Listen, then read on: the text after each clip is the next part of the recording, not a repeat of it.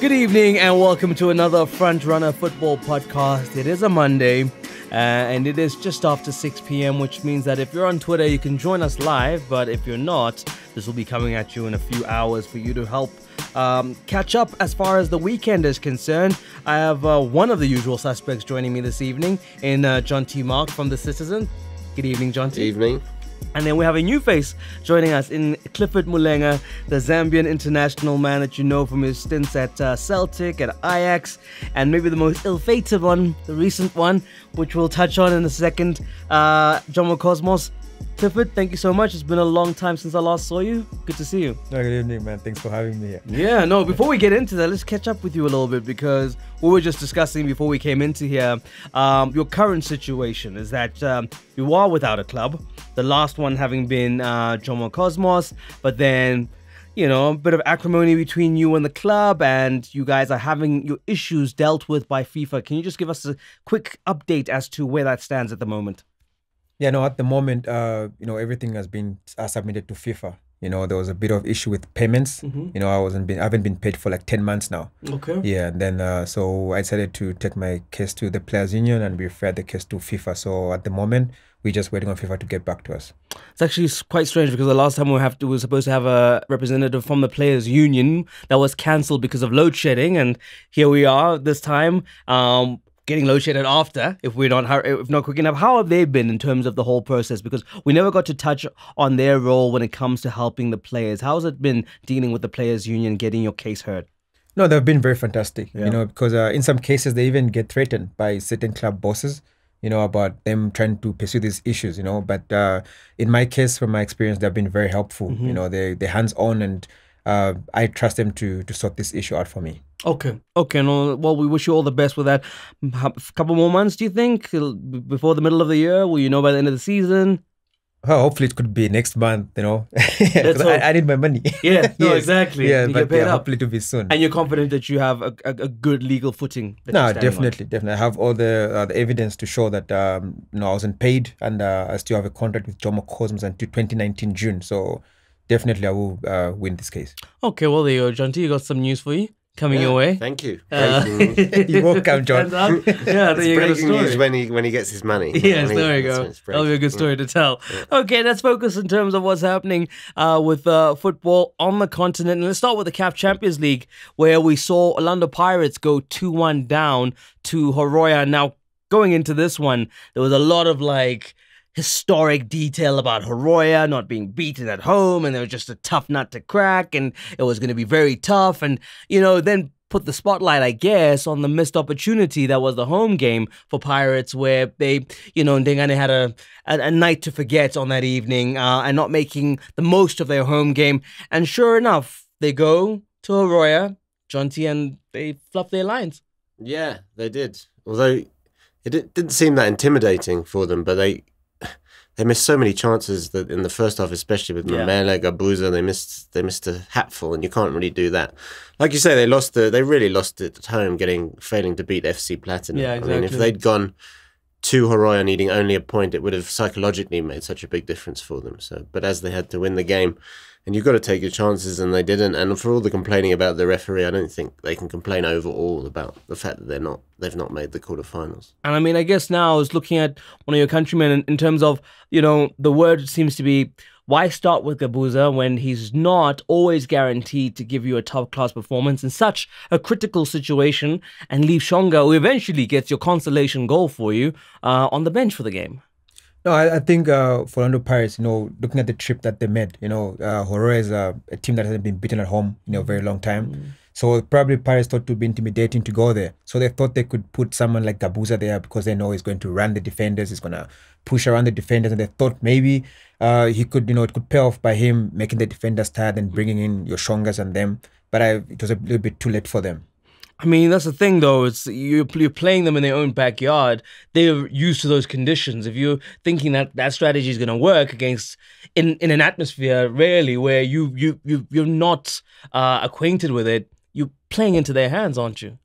Yeah, I mean, I don't know if the thinking was that Gabuza's played for Bafana International level all overseas, and he might have that experience. But Chonga's also played for the Zambian national team, so it doesn't really balance itself out, especially with the season Gabuza's had with the With the fans, and all that kind of thing. Sure. It's going to put extra pressure on him every time he misses a goal, and in such a high pressure situation, a game they had to win. It was a very odd decision not to play the players who have been scoring goals for Pirates this season. Now, we've been speaking about that on previous editions of the podcast, but for you, Clifford, where do you think has gone wrong for Orlando Pirates as far as the season in the Champions League is concerned?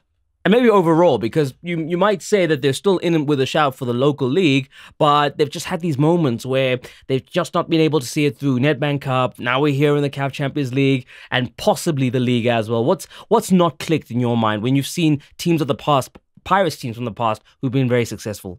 For me, from what I've seen, I think it's been an inconsistency in front of goals, because at the back, they've been a little bit solid. One of the best teams defensively this season.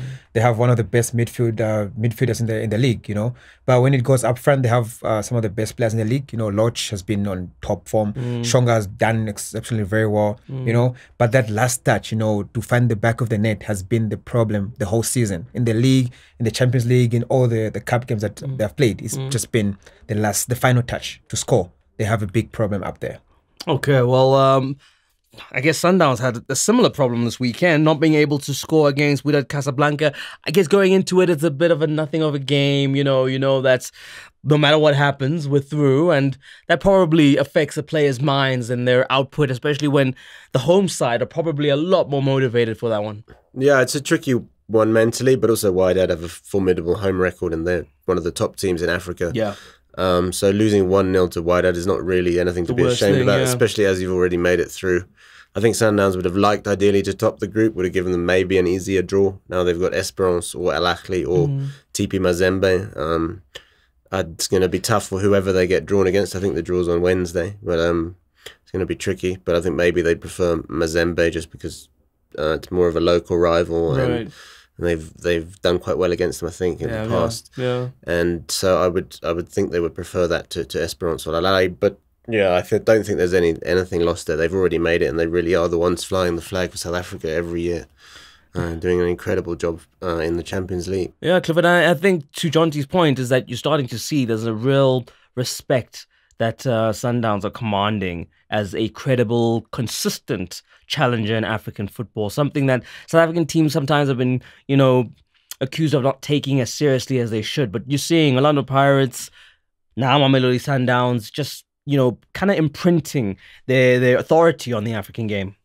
I think with Sundowns, I think credit must be given to Pitso Mosimane because he's a guy, he wants to win all the time. He wants to be the best, So I think his mentality is now paying off with the players and the team, So I feel like as long as Pitso is there, Sundowns are going to be a force to be reckoned with in South Africa and on the African continent. And it's good, man, because South Africa, we all know is one of the best leagues in Africa.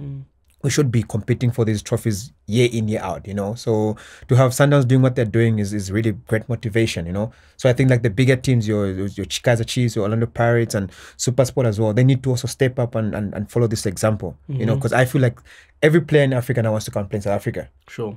So we need now to show Africa why people want to come and play here. Sure. And this is going to start by South African teams doing well in the Champions League and winning these Champions League trophies. Okay, and just very quickly, if we're looking at maybe player of the season, now you have a Sundowns team that's progressed into the next stages of the Champions League.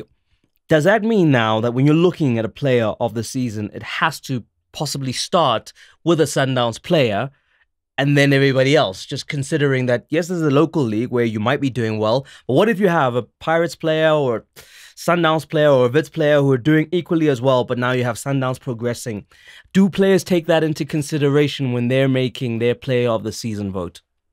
I haven't experienced that. I don't think so, though. But to be fair on Sundowns, the last 2 seasons, they've been the team to beat.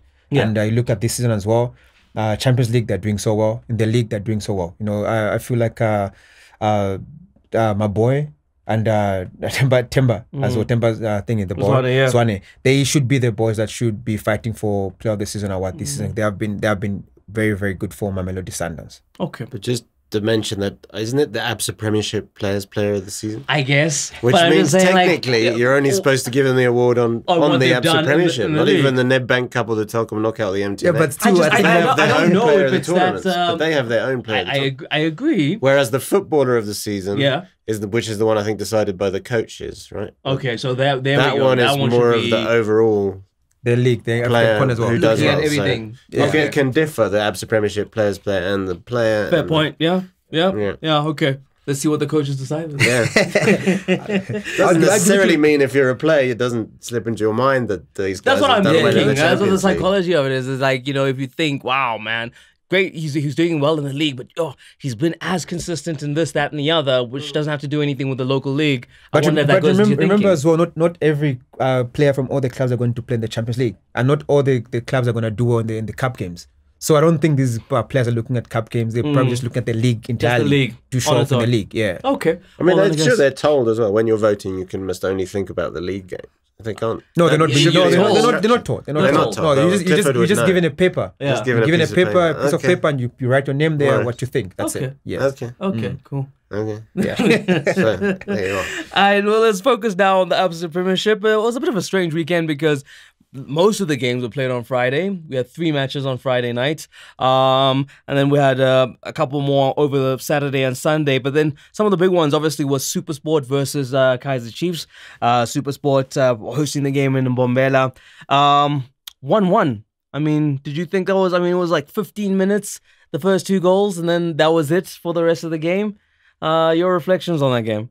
I think the game deserved more goals. Yeah, it was a fantastic game between 2 fantastic teams. Of course, SuperSport is my former team, and I had hoped that they would win because they started very well. And I thought they could have had a few more goals in the first 10-15 minutes.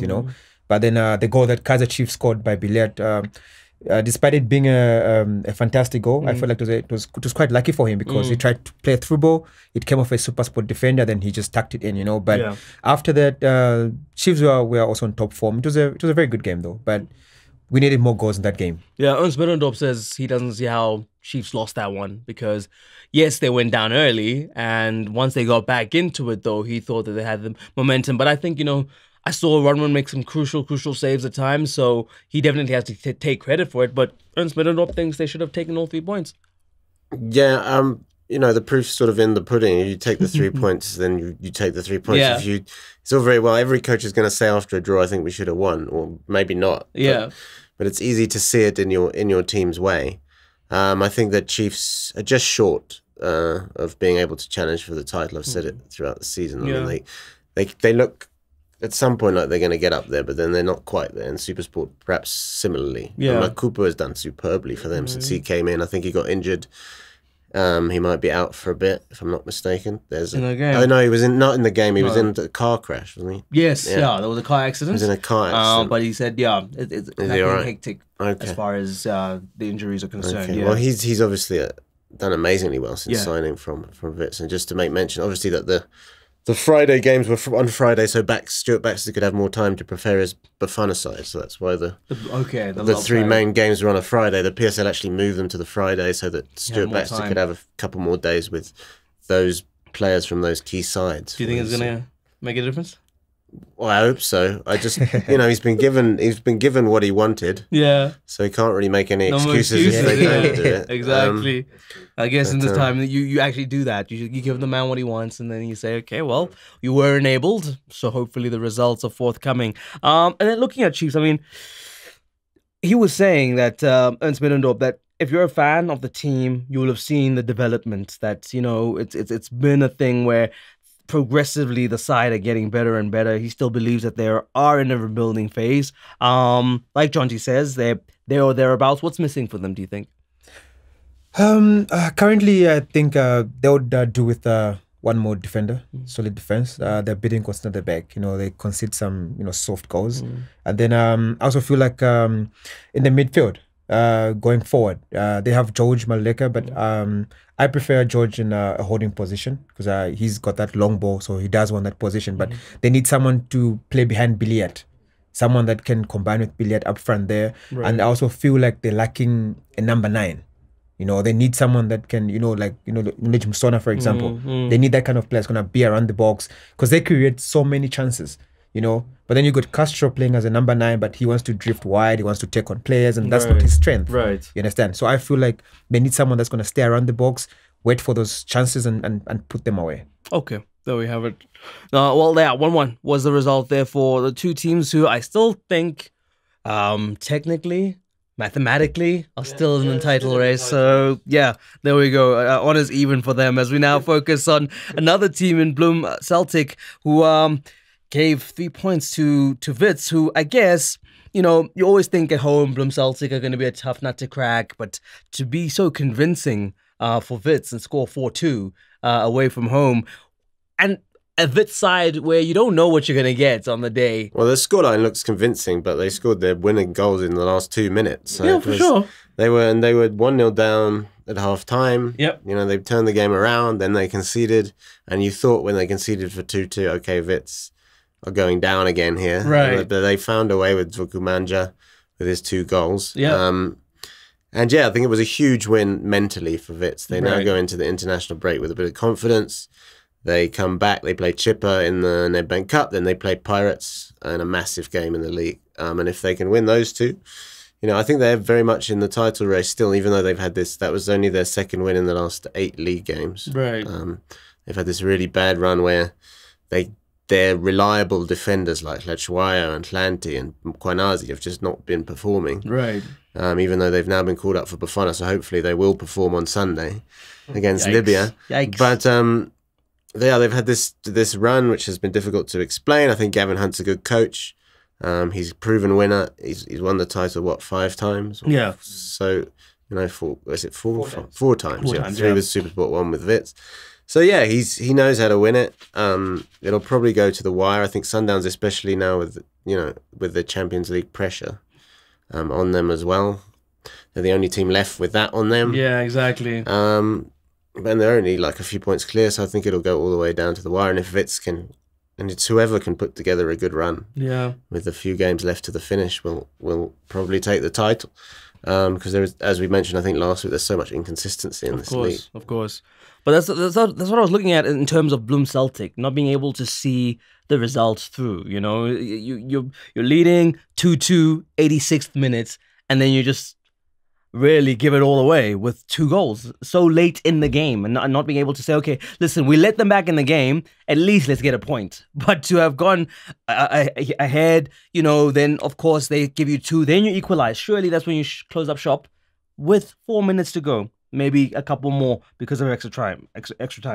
But I think it all comes down to leadership as well among the players. You're on the pitch. You realize that it's 2-2 and there's 4 minutes to go. Yeah. You're playing against a team that's chasing for the league. Right. They're going to come at you. You need to manage the game properly. You're at home. You've got nothing to lose. Play against the former champions as well. Right. So the leadership comes in. We need guys that can organize themselves. Say, guys, let's sit back. Let them come to us. Then we can try and catch them on the counter. Because you could see Wits were desperate for that win. So they just started throwing numbers at Celtics. So Celtics have used that initiative to say, we sit back, we let them come, then we go at them. Yeah. You understand? So leadership from the players, leadership from the coach. Game management. Yeah. You were leading in the first half. This team comes back and they equalize and they go ahead. Then you equalize. Then you still want to go at them, and these are league champions. It's not going to work. Yeah. You understand? So it's all about leadership and game management from Bloemfontein Celtics. Now, as a former team of yours, what's your thinking? Like, how do you see this team at this point in time? I mean, we've had all the upheaval with people leaving and all the behind the scenes stuff. As a team, Bloem Celtic, where are they currently in terms of what they're contributing to the Absa Premiership? What do you think they are? Just a top 8 team? Are they there to unsettle the top 4? Or do you feel them regressing maybe? What's your take? No, they have a very good team to compete for the top 8. I think since Steve Compella came in, like he really did very well. It was very sad to see him go because I felt like even when the team was going into this financial situation, he tried to calm the ship, and the boys, you know, like followed him, you know. So I feel like ever since he's left, there's been a bit of inconsistency because we don't know if Siemba is going to be the coach or if there's someone else coming in. So it also kind of confuses the players as well. There's inconsistency, you know. Then, you know, it's the end of the season. There's players out of contract end of the season. So you find guys now want to play to leave, you know. So there isn't much of you know, coordination amongst the team, you know. So I feel like this is when management needs to step in and address the guys. Say, guys, we're going through this situation, but this is what we want to do. This is what we want to achieve for the club. You level everyone's head. You understand? Yeah. But now there's a media story that they didn't get paid. Oh, this player is leaving. There's so much confusion with Bloemfontein Celtics, you know. Yeah. But aside from that, with the players that they have a really good team. They have a good squad to be competing for a top 8. They're one of the best teams in the PSL right now. Okay, there we go. It's good to hear it from a former player. As we now reflect on the Free State Stars result against AmaZulu FC. 4-1 that one ended in, and I mean a good performance from Free State Stars. They needed that one. It's always that this time of year where we're speaking about them and speaking about how they find themselves in that position of just having to stave off. Under Kavazovic, they've shown signs of recovery, and this was an amazing result. Yeah, but AmaZulu are like Jekyll and Hyde team. Okay? They beat Wits one week, they beat Sundowns, but they can't beat Free State Stars. They get hammered, and I can see why. I've spoken to Kevin Johnson a few times. I can see why he's so frustrated. I mean, it's so frustrating when you know you have a team that's capable of these results, and yet you don't seem to be able to get them in the right headspace when they play the so-called smaller teams. They just collapse. So they lost to Pirates, but they played well against them, I think. But they beat Cape Town City and they beat Wits. So, you know, I mean, they've got the ability, they've got the players. Sure. You know, and Thule's a good player. Up front, they've got a host of players who have so much ability. Yeah, I mean, on the day they had 4 different They lost Tade to so. Sundowns, but that shouldn't worry them too much. No, sure. And yet, you know, they can't. They just don't seem to be able to find that consistency. I mean, I'm looking at the table. Top 8 for them probably, but they you know, they should be doing better than that. Look, I mean, that result brings Free State Stars only within 2 points of AmaZulu. So it goes to show the nature of this table. And that said, Baroka 3 points off Free State Stars' position. So already there, you're just seeing that AmaZulu, if they don't stop that rot and focus on their upcoming fixtures and treating all teams with the same level of respect and approach, they might be in a spot of trouble, because it's so tight here at the bottom. So tight. I mean, up until where AmaZulu is in 11th, Black Leopards, Free State Stars, Chipa, Baroka, they're all in the mix. Yeah. Just like John T says, you know, it's sad to see a team that goes and beats Mamelodi Sundowns in Pretoria go and lose like that against a team that's been struggling the whole season. Sure. You know, so it's all about consistency, you know, and it's something that I've also experienced where, you know, the lower league teams, the lower level teams, that we call them, you know, the bottom teams, they only want to play well when they play against the big teams. Then when they meet each other, it's just, you know what you're going to get. You understand? It's so inconsistent. Like, you know, you go through the motions, and, you know, the coaches get frustrated. That's, you know, understand? So, but credit to Free State Stars. You know, they know what they're in for. So they knew that they needed that result. They gave everything. They fought, you know, from the first result to the last minute. And very impressed with Eliza Rogers. You know, like, for a long time, he's been one of the unsung heroes of the Premier League. You know, I feel like he deserves a bit more credit because he steps up when he needs to step up, you know. So I feel like let's give credit to Free State Stars and their coach. You know, he's brought in a level-headed kind of situation to the club, and you can see now there's, you know, Free State Stars look like a team that want to be in the Premier League. Sure. You know, but for AmaZulu, inconsistency. They need to work on that. Okay. They can't win today and lose tomorrow. It's not possible in the PSL. No, for sure. And then looking at the other results, Cape Town City at home. Yeah, they should have won that. But Polokwane City have had a fantastic season as well. Yeah, fighting for the league. Going for it. They're also another one you can't rule them out. Everyone was saying last week that Chiefs were in the title race when Polokwane City were above them in the table. You know, that's actually that's surprising. That's a good point. That's a good point. It's certainly well organised and very difficult to beat, and they proved it again. I mean, lots of teams. Sundowns only last week went to Cape Town and lost. It's very difficult to play them. I'm sure Clifford knows about playing in Cape Town. And hell yeah, no player wants to go play in Cape Town. It's now is difficult. It's very difficult. Right. Yeah, no. So good point there for Polokwane City. And then Chippa United, just that run of games where they've not been able to find a winning result against Highlands at home. I guess, you know, we were congratulating their start under Clinton Larson, saying he's done a good job, just, you know, stabilizing things, and they were looking good. But is this now that fizzle has kind of worn off, and you know, now they're just balancing? We're just seeing the measure of the team that they are. So I think it happens. You always have that. Was it new coach impact, and you know, players want to play, and then suddenly, you know, it all sort of levels out. It's maybe happening at your English team, Man United. They're your English team. It's maybe happening at them a bit now. I don't know. I don't want to make jokes here, but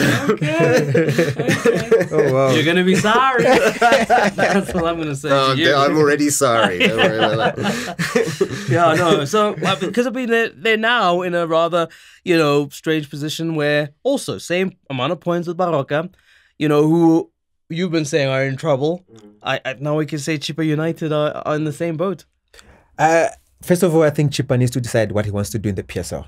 He needs to stop taking players from around the Pirates, then selling them back to Pirates and getting them back. He's not going to have consistency. He needs to build his own team. Right. He needs to get a coach that he believes in, and he needs to let that coach build him a team that's going to compete in the Premier League. Because you cannot have 4 coaches in one season. Right. It's not possible. Right. You know? I mean, he's had Eric Tinkler, they're one of the best coaches in the PSL. Now he has Clinton Larson, my former coach. Well, for me, one of the best coaches in the African League. You know, so I think like Chippa needs to get a coach, believe in him, give him the support that he needs, because he's got good players at that club. All he needs to give someone time to work, stability, work with the team, and they will be able to compete, you know, for top 8 position. You know. Because the problem with Chippa, though, isn't it? As a coach, I think you probably go there leaving a bag in another city, like with some clothes in, just in case it goes wrong. He's got that reputation now, which is, you know, he's got a. Yeah, I think like Clifford says, they're not really gonna go anywhere as long as they keep managing the club like that. Yeah. So I mean, let's maybe touch on Bafana as we wrap things up. You know, there was a question that came through in terms of a starting 11 as to who you put out against Libya. Any ideas as to who you think needs to start that game if we stand a chance? Currently it's a bit difficult, you know, because Stuart Baxter's defense has been made up of Buhle Mkwanazi and Sifiso Hlanti. Like John says, there are 2 players that have been off form. And Tyson. And Tyson has also been a bit inconsistent. Yeah, inconsistent. You know, then you've got Bongani Zungu and Keegan Dolly, haven't played in a while. They're in the national team. So we don't know their fitness. We don't know how ready they are for the game. So I guess like everybody else, we just have to wait and see what Stuart puts out there, because he knows himself. If he does not get the result, he's out of a job, you know. So I feel like he's got a big job on his hands right now. But we can only wish them the best, because they have a very very good team so far. Who do you think? I mean, well, I think he'll go with tried and trusted. He'll go, even though they've maybe been off form for their clubs. He'll probably play Mkonazi and Hlatshwayo, although Rivaldo Kutsi is back in the squad, and he may, if he impresses Baxter. I mean, what I'm told is that Baxter, he's not a coach who'll just pick a team. If you impress him in training, you'll get in the team. Okay. I think we saw that with Vincent Poulet in a game. He pressed in a training match. He was in the team, in the starting 11 for a game. So I do think he'll go with Hlatshwayo certainly, and Hlanti certainly. I mean, they've played for him in the qualifiers where Bafana have conceded, I think, only a goal or not very much at all. So their defence has been strong. And I think in midfield, the more I think about it, I don't know why he's called up Zungu and Dolly, because they haven't played. I was like, how close to fitness are they? And I was thinking, okay, if he's called them up, maybe they'll get on the bench for their clubs. They weren't even on the bench for their clubs this weekend, which means their clubs in France, League One, a very professional league in France, don't think that they're fit. Sure. So it'll be interesting to see what happens, because he wants to assess them himself. Maybe he wants their experience to be around the camp. To sort of inspire some of the players, but it's a bit strange, because you have a guy like we talked about it last week. You have a guy like Lebo Piri, who has played another 90 minutes for Gangon this weekend, exactly, and they've won the game 1-0 there. They've climbed a bit up the table. They're now in the relegation playoff spot, but he's going really well in his team. Yeah. But you just don't. You ignore him and you pick two guys who haven't played, who are injured, to all intents and purposes. And I don't think he can start with them if they're not match fit, because they aren't match fit. So it's got to be. I mean, Dean Furman's back in the squad. Dean Furman is a good player and a Baxter player, and will start. I can pretty much guarantee that. Mokotjo, maybe he's been in a really good run of form with Brentford. So I would probably go with him. And then up front, still have like Themba Zwane there. Yeah, Themba Zwane's back, which is fantastic Lorch is also in for Bafana. Lorch maybe on the wings, and Motiba and Percy Tau. I don't think you can. His sport for choice. He's got to pick Motiba and Tau up front. I mean, Motiba's got back on the score sheet. He scored yesterday.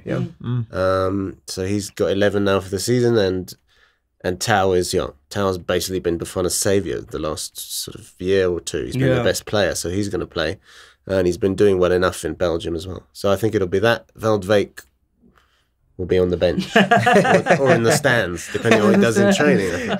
But my boy has got to be in the team, though. He's doing for Sundowns. He's got the players. He's got the players. He doesn't actually have an excuse. We have Klompo Kekana as well there. So. No, there's a lot of... it's a good headache for the coach. Exactly. Well, there you have it, folks. As far as a wrap-up of what's been happening and looking ahead, of course, to that all-important qualifier for Bafana. Hopefully, the boys can do what they need to do, put out a professional performance, have us qualify for AFCON, for goodness sake, and just get it done and dusted as we head into this break. And, of course, just to bring you a bit of a reminder about the Football Forum that's going to be happening on the 27th of March at the Randburg Bowling Club. Tickets are $100. That'll be 7 for 7:30. I'll be joined by the likes of Thomas TK Kwanaite. Veli will also be joining us, as well as Kabelo Bosilong, who is the CAF General Coordinator and Club Licensing Instructor. So some interesting and big minds there as far as local football and football on the continent is concerned. If you'd like to get more details, check out bookings at frun.co.za or contact Fidel on 081 459 2187. But that's it from us, from the Front Runner Football Podcast. John T, thank you so much for your time and your expertise. And Clifford, it was great to have you here as a guest. Hopefully we'll see more of you in the future. Thank you very much for having me. So from me, Kamzambata, until we meet again, to all the folks watching on Twitter and to those listening to this podcast, take care. Peace out.